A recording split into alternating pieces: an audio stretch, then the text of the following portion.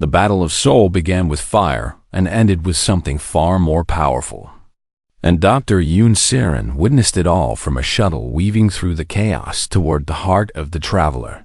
Fleet human warships threw themselves at enemies they could not hope to defeat through conventional means, buying time with blood and courage while Yoonji's neural network hummed with the combined emotions of billions. Their shields are fluctuating, Kirith Voss reported from the pilot's seat, his crystalline form flashing with rapid pulses as he processed data faster than any human could. The network is working. But it is not enough to break through completely. Seren watched through the shuttle windows as human vessels engaged traveler ships in close combat, refusing to retreat. Even when their weapons barely scratched enemy hulls, a destroyer named Defiance rammed directly into a traveler cruiser, its crew staying at their posts until the moment of impact because they knew that every second they brought humanity closer to survival. "We need to get closer to the first traveler," Seren said, her voice steady despite the terror that threatened to overwhelm her. "The network can break their shields if we can deliver the signal directly." Voss adjusted their course, threading through debris fields and weapons fire with skill that Seren had never seen from him before. "I did not spend years studying with humans just to fail now," he said when she commented on his flying. "Your determination is infectious, even for species that should know better." Commander Big Jinho's voice crackled over the communication system, transmitting from somewhere aboard a traveler vessel, where his boarding teams were fighting hand-to-hand against enemies that could reshape reality. "The reclaimed populations are starting to break free," Jinho reported, his words punctuated by the sounds of combat. "Whatever you are, broadcasting is reaching them. They are fighting back against traveler control across the battlefield." The tide was beginning to turn in ways the travelers had never anticipated. Species that had been enslaved for millennia suddenly found themselves able to resist, their minds strengthened by the re-echo of human emotions that the neural network was broadcasting. The concordance watched from safe distances as their abandoned allies demonstrated exactly why the travelers had feared humanity in the first place. "The first travelers' command ship is ahead," Voss announced, "but their defenses are concentrated. I do not know if I can get us through." "You do not have to," Seren replied, activating the shuttle's own transmitter and connecting it directly to the neural network. "I just need to get close enough to deliver this signal personally." The shuttle shuddered as traveler weapons grazed their hull, but Voss kept flying, kept pushing toward the massive vessel that housed the being who had orchestrated this invasion. Seren felt the network pulse through her mind, felt the emotions of billions of humans pouring through the transmitter she carried. And she understood suddenly what she was about to do. She was going to show the first traveler what it meant to be human. Not from a distance, not filtered through shields and technology, but directly and completely and without mercy. The shuttle cannot take much more, Voss warned, but he did not suggest turning back. Did not suggest anything except continuing forward. They crashed through the outer hull of the command ship, the shuttle tearing itself apart as it penetrated defenses that should have been impenetrable but were weakened by the neural assault battering them from all directions. Seren pulled herself from the wreckage to find Voss beside her, his crystalline form cracked but functional, his determination matching her own despite every reason he had to flee. "The first traveler is at the center of the ship," he said. "I can feel its presence like a weight pressing against reality." They moved through corridors that seemed to shift and change around them, through spaces that did not obey normal geometry, until they reached a chamber that contained something that was not quite a being, and not quite a god, but something terrible in between. The first traveler regarded them with attention that felt like being crushed beneath the weight of ages. And when it spoke, its voice seemed to come from everywhere and nowhere at once. "You are the scientist," it said. the one who discovered our weakness and thought she could exploit it. Siren raised the transmitter she carried, the device that connected her directly to billions of human minds. And she felt their emotions flooding through her, felt everything that made humanity what it was. "I am not here to exploit your weakness," she said. "I am here to remind you what it feels like." She activated the full power of the network and directed it not outward but inward. Not at the first traveler's shields, but at its mind. And she opened herself completely to let it see what humans truly were. The first traveler tried to resist, tried to maintain the shields that had been designed to protect it from exactly this attack. But Siren was not attacking from outside. She was inviting it in. She showed it love that lasted through decades of hardship, grief that never fully healed but was carried anyway, hope that survived despite every reason for despair. She showed it the determination of Jingho fighting impossible odds, because surrender was never an option. The loyalty of Voss, choosing friendship over safety. The courage of billions of humans who had refused to accept extinction, and she showed it fear.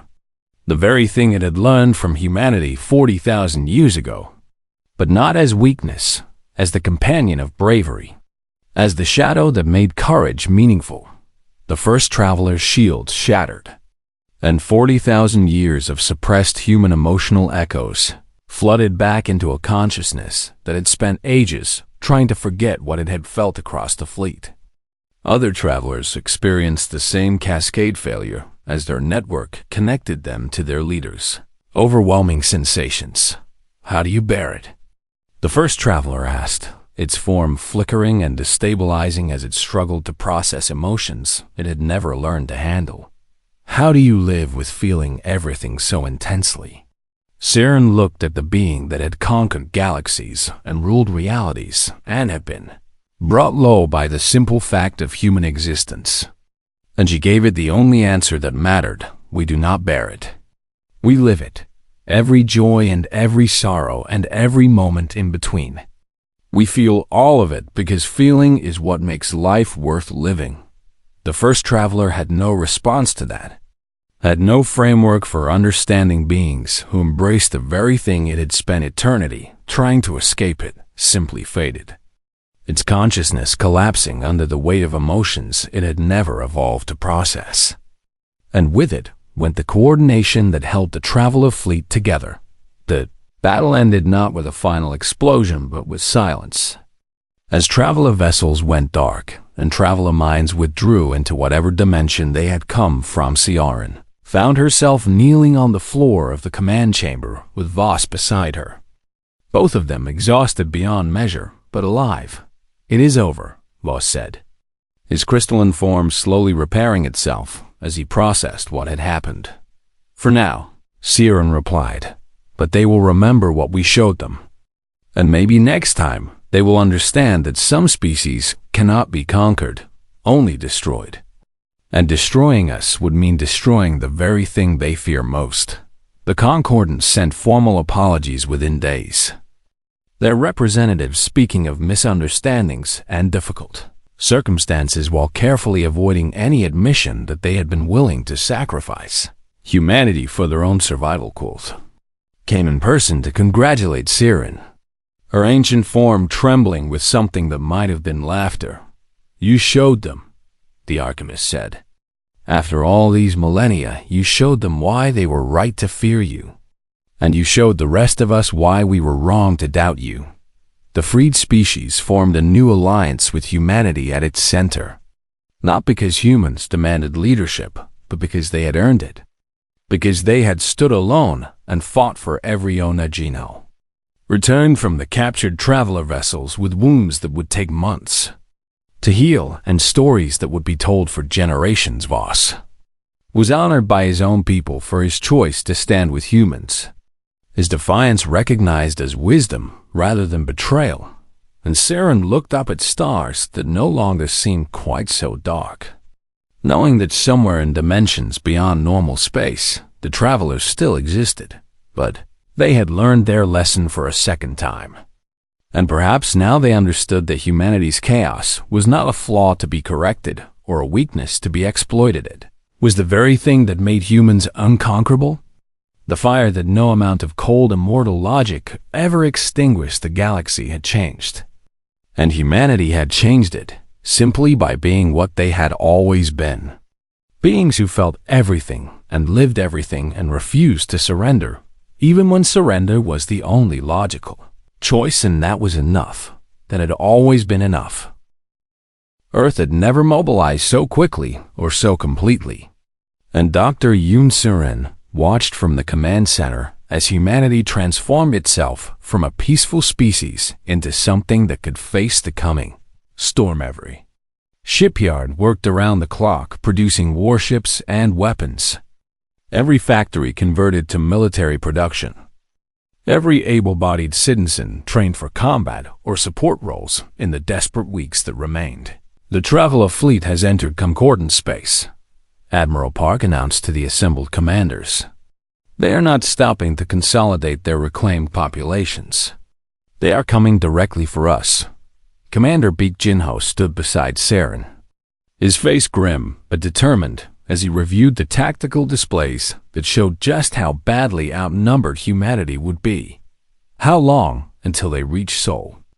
General Haizung asked. 18 days at their current speed, Admiral Park replied, which gives us 18 days to find a way to even the odds.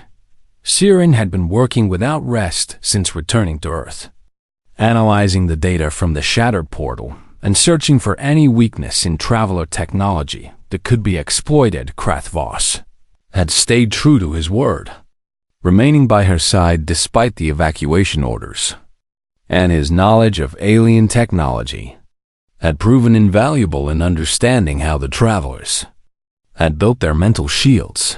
The shields are designed to block the specific neural patterns that caused problems 40,000 years ago. Siren explained during one of the endless strategy sessions.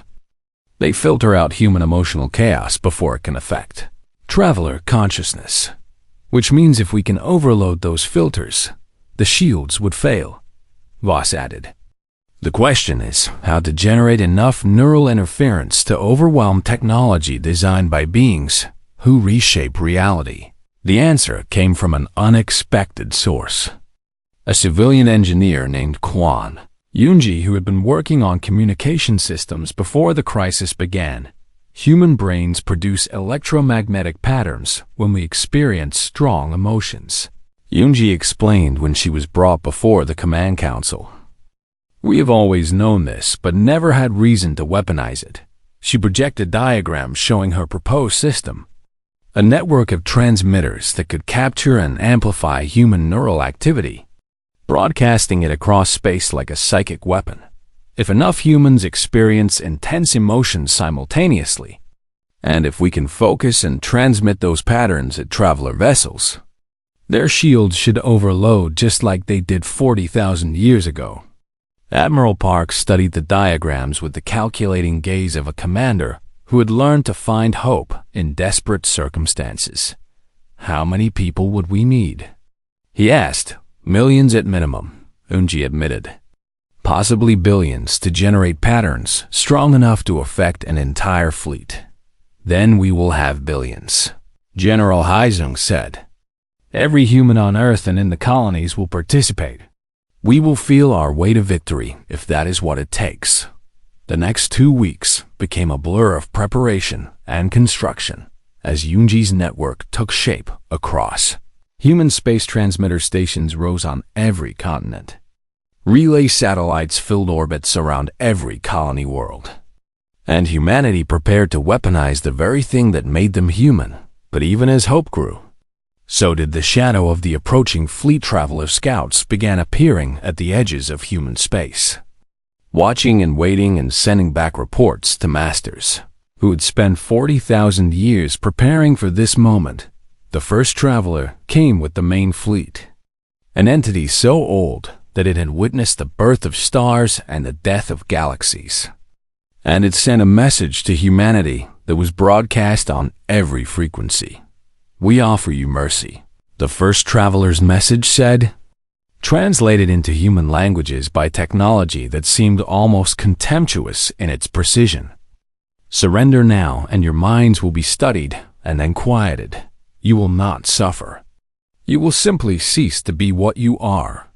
Admiral Park's response was broadcast with equal precision across all channels, reaching not just the traveler fleet, but the concordant species watching from safe distances. This is Fleet Admiral Park Day 1 of the Human Defense Force. And this is humanity's answer to your mercy. A pause.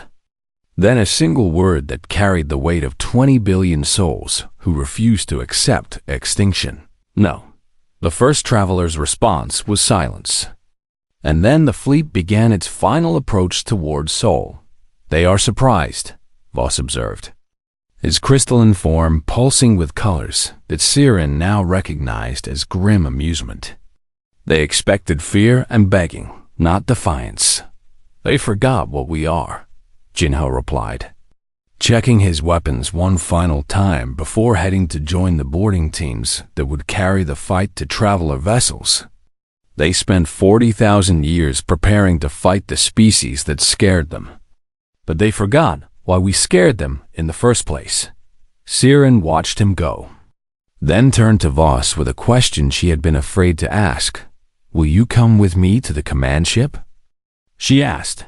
Yunji's system needs to be deployed directly against the first traveler to have maximum effect. And I need a pilot who is not affected by traveler mental attacks. I thought you would never ask, Voss replied. And together they headed toward the shuttle that would carry them into the heart of the enemy fleet behind them. Admiral Park was already giving orders, deploying humanity's outnumbered fleet in formations designed to delay and distract while the real weapons. Billions of human minds prepared to broadcast their chaotic emotions across the stars. Charged to full power, all stations report ready, Unji announced over the command frequency. The network will activate on your order.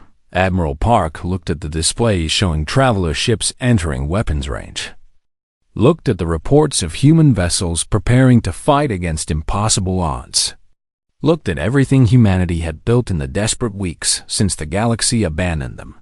Activate the network, he commanded. And may whatever gods exist forgive us for what we are about to do. The battle for Earth had begun. The emergency summit of the Galactic Concordance brought representatives from 100 species to Nexus Prime.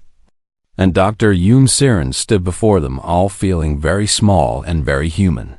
The evidence is clear, she said, projecting her findings onto displays that filled the massive chamber. The travelers can be defeated because they have been defeated before. And the key to victory is humanity. High Counselor Morvith rose from his seat, his reptilian scales shifting colors and patterns that indicated deep displeasure among his species. The key to this crisis is also humanity, Morvith countered. The travelers are not returning to conquer the galaxy. They are returning specifically because of what humans did to them 40,000 years ago. Murmurs of agreement rippled through the chamber, and Siren felt her hopes for alliance beginning to crumble. What the counselor suggests is cowardice, Commander Baek Jinho said, stepping forward, despite having no official standing to address the assembly. You would sacrifice an entire species to appease enemies who will not stop with us. You do not know that, Morvith replied. The travelers have made no demands beyond the return of what was taken from them. And what was taken was their sense of immortality, their freedom from fear. Fleet Admiral Park Daewon had remained silent until now, watching the debate with the calculating eyes of a military commander who had spent decades preparing for threats the galaxy did not believe existed. The counselor speaks of sacrifice as if it were simple, Admiral Park said, his voice carrying authority that made even Morvith pause. But let me explain what sacrifice would mean in this case.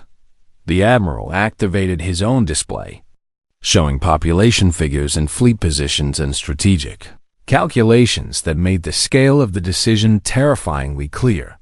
8 billion humans on Earth alone, and another 12 billion across our colony worlds. You propose to hand 20 billion people to beings who consume consciousness. And you believe this will satisfy them. It might buy us time, another counselor suggested. Though her voice wavered with uncertainty. Time for what? Admiral Park demanded. Time to watch the travelers grow stronger while they feast on human minds. Time to wait for them to decide that one species was not enough. The debate continued for hours. Arguments flowing back and forth, while Saren watched her species' fate being decided by beings who had never experienced human determination or human stubbornness or human refusal to accept defeat during a recess. Kirith Voss found her standing alone on a balcony overlooking the endless city that covered Nexus Prime. My government has ordered all Tethrani citizens to evacuate human space, Voss said, his crystalline form pulsing with colors that Saren now recognized as conflict and distress. I understand, she replied. You should protect your people. I am not leaving, Voss said. And the colors in his form shifted to something that looked almost like defiance. I have worked beside humans for years. I have seen what you are capable of when you are pushed to your limits. And I will not abandon you now. Before Saren could respond, alarms began sounding throughout the complex. And she knew without being told that the travelers had finally made their move. The reports came in fragments over the next few hours. Each one worse than the last traveler scout ships had appeared at border colonies, not attacking but observing, testing defenses and measuring responses. Captain Chai Yuna's patrol ship had attempted communication with one of the traveler vessels, and the only response had been a single word broadcast in every language known to the concordance. Return then. Came the reports of reclamation as the travelers began taking back species they had once controlled, reaching across space to touch minds that had been free for 40,000 years and pulling them back under domination. Entire populations fell within hours, their wills erased and replaced with traveler commands, their bodies becoming puppets for masters who had never truly released their grip on conquered worlds. This is what awaits us all if we do not stand together, Admiral Park argued when the summit reconvened. But fear had taken hold of the assembly now.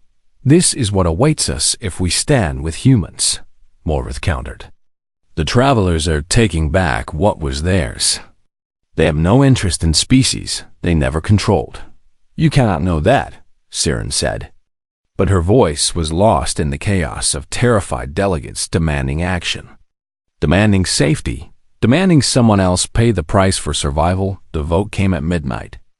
And it was not close. The Galactic Concordance would quarantine Earth and all human colonies, withdrawing all non-human personnel and cutting all communication and trade. Humanity would have 30 standard days to prepare for whatever came next, and then they would face the travelers alone. You are making a mistake, Admiral Park said as the vote results were announced. When the travelers finish with us, they will come for you, and there will be no one left to stand in their way.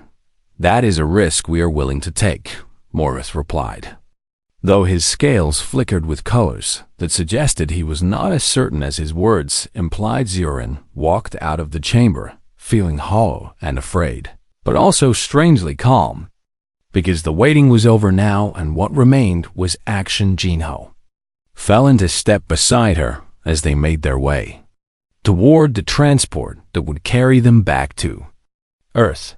30 days is not much time, he said. Is enough time to prepare, she replied.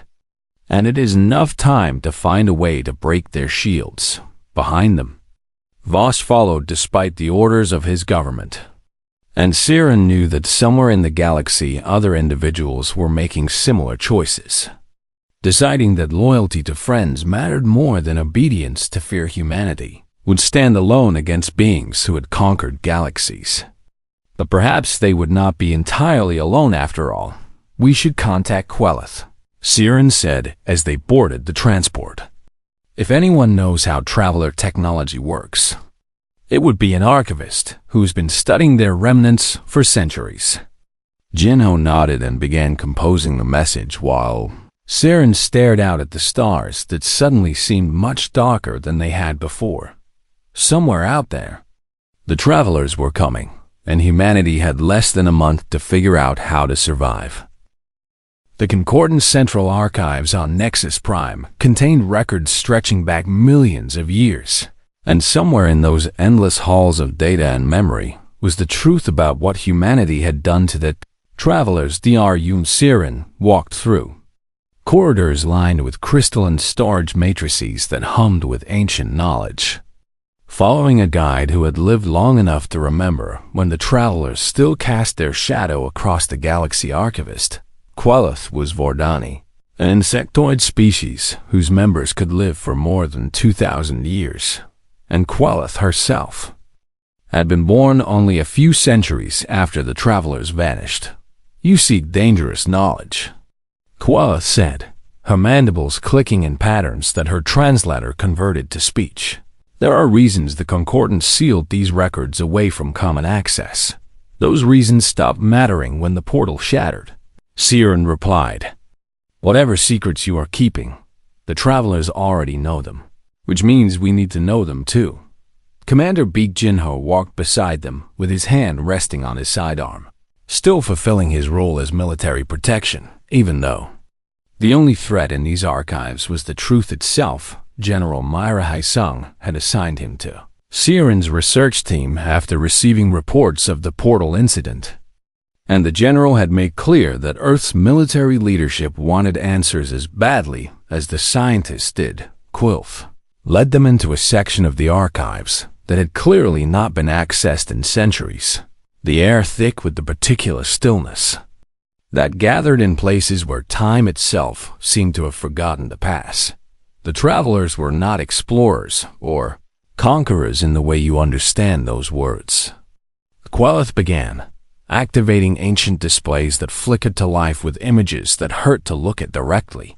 They were harvesters of consciousness, beings who fed on thought and reshaped minds to serve their purposes. The displays showed worlds that had been transformed into something terrible. Populations reduced to empty vessels that moved and worked and built according to traveler commands, while their original selves were consumed. They could reach into any mind and take control. Quel'Tha continued, "No species had ever resisted them. No civilization had ever survived first contact intact. They had consumed thousands of cultures across dozens of galaxies before they came here. And then they found Earth." Siren said, understanding beginning to form in her thoughts. "And then they found Earth." Quel'Tha confirmed, "A primitive world with primitive people who should have been easy prey." The displays changed to show recordings that were 40,000 years old, images captured by traveler observation posts that had monitored humanity's first encounter with beings from beyond the star Zirun, watched as traveler entities descended upon groups of early humans, watched as those impossible beings reached out with powers that had never failed before. And then she watched as something went wrong. The humans did not fall under traveler control. Their minds did not open to accept domination, and instead something in the human psyche pushed back in ways the travelers had never experienced. "They could not control us," Jinho said, his voice filled with wonder as he watched his ancestors resist beings who had conquered galaxies. "It was worse than that," Quel'Tha replied, her translator conveying something that might have been fear. "When the travelers tried to enter human minds, they did not just fail. They experienced something that broke them. The recordings showed traveler entities recoiling from human contact, their impossible forms flickering and destabilizing in ways that suggested pain or confusion or both. Human minds are chaos." Quel'Tha explained, "You feel everything at once. Joy and sorrow and rage and love and fear all tangled together in ways no other species experiences. And when the travelers tried to impose order on that chaos, they absorbed it instead." Siren understood suddenly what the archivist was describing, because she had felt it herself during the portal explosion, that cold ancient presence touching her thoughts and then withdrawing as if burned. "They learn to feel what we feel," she said. Beings who had never known emotion suddenly experienced everything humans experience, including fear. Quel'The confirmed, including the knowledge of death and the terror of ending, concepts that immortal beings who had existed since before stars formed had never encountered. The recordings showed the aftermath. Traveler forces withdrawing in disarray from a world they should have consumed in hours. Their entire civilization suddenly destabilized by exposure to human consciousness. They fled, Jinho said.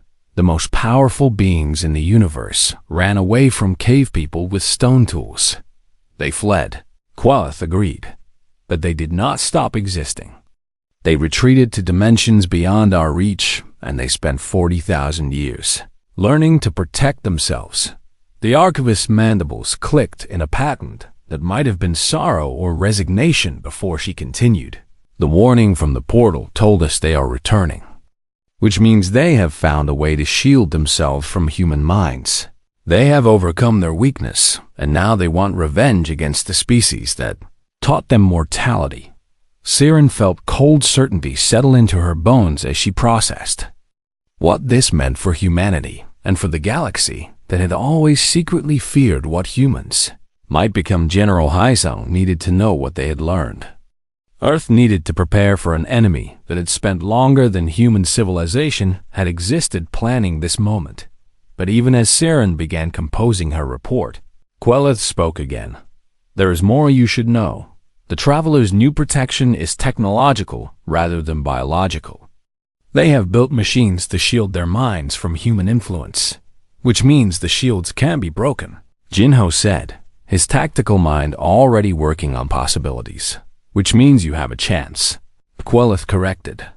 A small chance against beings who have never lost a war except against your ancestors.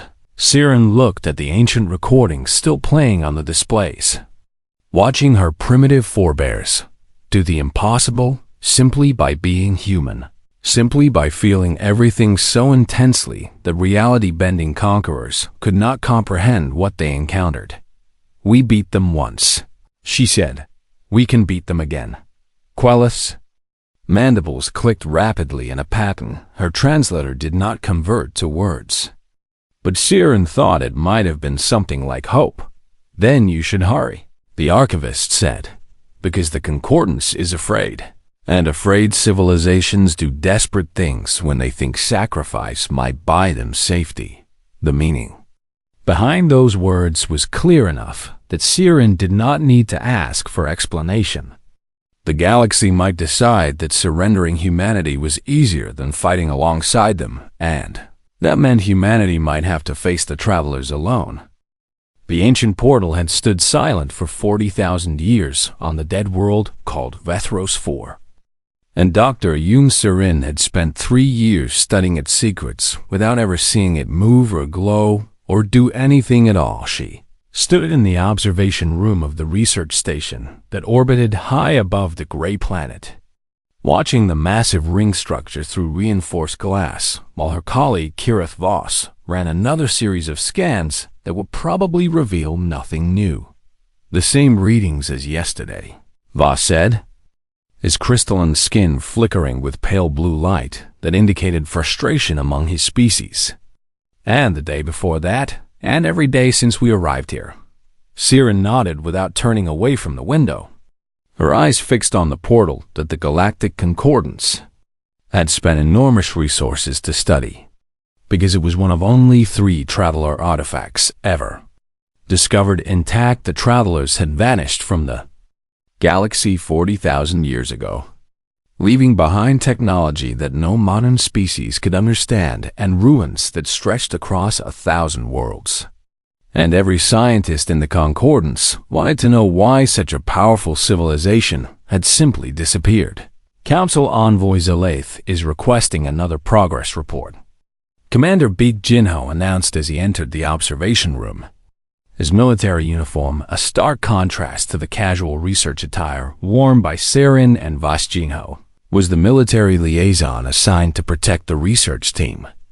Though Siren had never understood what threat could possibly exist on a station orbiting a world that had been dead for longer than most species had existed. "Tell the envoy that we have nothing new to report," Siren said, finally turning away from the window. "Same as last week and the week before." Jinho opened his mouth to respond, but the words never came because at that exact moment the portal on the planet below began to Glauciaran, spun back toward the window and watched in stunned amazement as the ancient ring structure pulsed with light that shifted through colors she had no names for, colors that seemed to exist outside normal space and made her eyes water just from looking at them. "Are you recording this?" she demanded, and Voss confirmed that every sensor on the station was capturing data as fast as the systems could process it. Portal's glow intensified until the entire planet's surface was bathed in impossible light. And then something changed in the pattern. Something that felt wrong in a way Siren could not explain but felt deep in her bones. "It is not opening," Voss said, his crystalline form now flashing with rapid pulses of yellow that meant alarm. "The energy pattern is all wrong. It is building towards something, but not a stable connection." Jinho was already at the communication panel, alerting the rest of the station and preparing emergency protocols. When the portal exploded, the shockwave crossed the distance between planet and station in seconds, passing through the hull like it was not even there. And Siren felt something brush against her mind, something vast and cold and terribly ancient. When her vision cleared, she found herself on the floor with Jinho helping her stand while Voss struggled to make sense of readings that had overwhelmed half the sensors on the station. "The portal is destroyed," Voss reported, his voice unsteady in a way Siren had never heard from him before, completely shattered. But before it broke apart, it transmitted something. Transmitted what? Jinho asked, his soldier's instincts clearly screaming that something dangerous had just happened. Even if he did not understand the science behind it, Siren moved to the console and began reviewing the data, her hands trembling as she worked because part of her already knew what she would find, had felt it when that ancient presence brushed against her thoughts. "A message," she whispered, staring at symbols that had not been seen in the galaxy for 40,000 years. It sent a message in the Traveler language. Council Envoy Zalaith arrived within the hour. Her aquatic evolved form moving through the corridors in the mobile water tank that allowed her species to function outside their ocean homeworld. "You will tell me everything," Zalaith commanded, her translator rendering her burbling speech into flat synthetic tones. "The Concordance must know what has happened here."